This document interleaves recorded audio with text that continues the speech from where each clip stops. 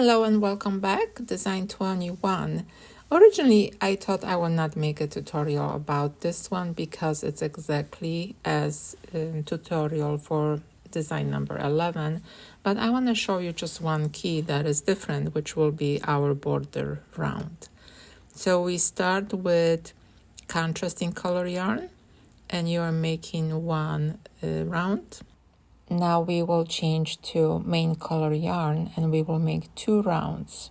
And this is how I attach my yarn color, just 2 slip stitches, and then I connect those 2 yarn tails together and cut them off.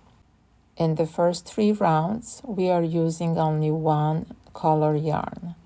The first round was with the contrasting color yarn and the next 2 will be with main color yarn. Once you finish your 3 rounds, the 4th round will be exactly as design number 11. Make sure you carry that yarn up, or you can cut if you want to, and you can reattach in the round number 4. So I'm making round number 3 again. I do not carry this yarn purple, I just make my gray color yarn all around, and this is super simple. Now with round number 4, we will be alternating between 2 colors. We start with the main color yarn cluster and we will make 1 of each color cluster all around. So exactly as the design number 11. And the difference will be only the last round, which will be our border round. And you will be amazed how the design look completely different by changing just that 1 round. When changing yarn color in the same round, remember to check your yarn tension. And with this round, your yarn will a little bit tangle, but don't worry, this is just 1 round. And do not worry about this exposure here.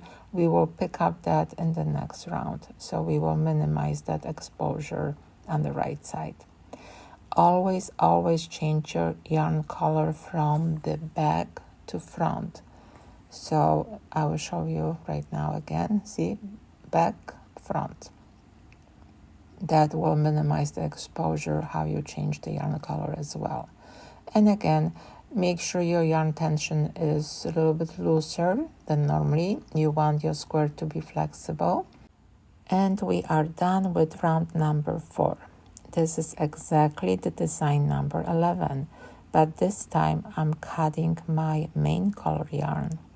Last time I cut my contrasting color yarn. So this time I'm making 1 round with my contrasting color yarn. This is adding to the design. And when you work in this round, make sure you pick up all those lines from previous round that are a little bit exposed and bring them up and then the back. So let's compare just after a few stitches and you will be amazed how this design already looks completely different. Okay. So this is our original 11, and look at that. It's just completely different design. It's just 1 round change.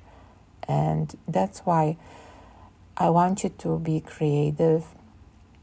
Even if I'm giving you some guidance here, make your own designs. It's really fun to be freestyle crocheter. I love, actually, sometimes I just love my designs when I make a mistake. And then I incorporate that mistake forever with my any other designs.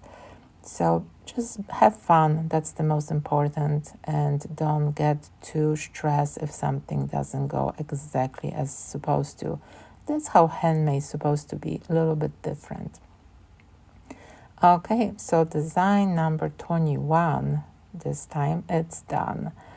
And this is exactly how the difference is, just 1 round. So I hope you enjoyed this video and I hope you make both designs for our 2025 blanket.